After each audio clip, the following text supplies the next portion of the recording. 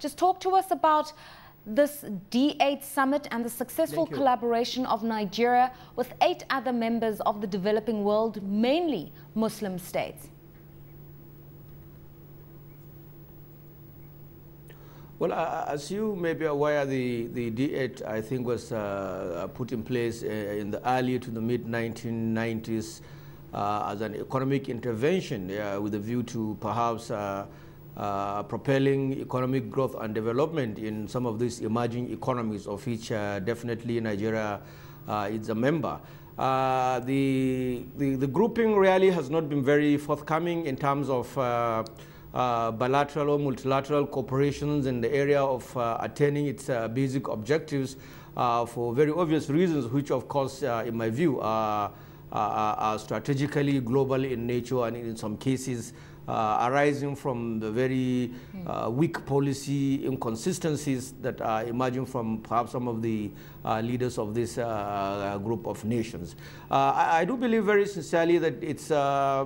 also another alternative outing by these emerging economies, to try to put resources together with a view to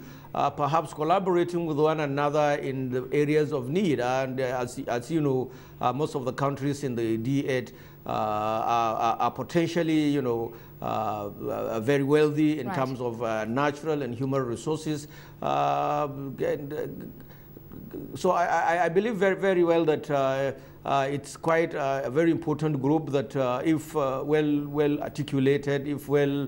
focused, will lead to the actualization of some of the objectives of the D8 nations. All right. Now, as you mentioned, some countries are key within the emerging market space. We've got countries there such as Turkey, Iran and Malaysia, which prior to the credit crisis were recording growth rates above 10%, Iran being the second largest producer of oil and gas the world over. What can be done to try to synergize the potential that all of these countries have with Nigeria to create a real force to be reckoned with in terms of the D8? Well, I think, as you did rightly say, it's an association of potentially very wealthy nations. What is obviously required is the very strong political will on the part of the political leadership in these respective countries to be able to identify what the priorities are, and also to be able to put in place an effective mechanism that will ensure the realization of the stated objectives of the organization. So the whole thing, it's in as much as it is an economic forum, it's also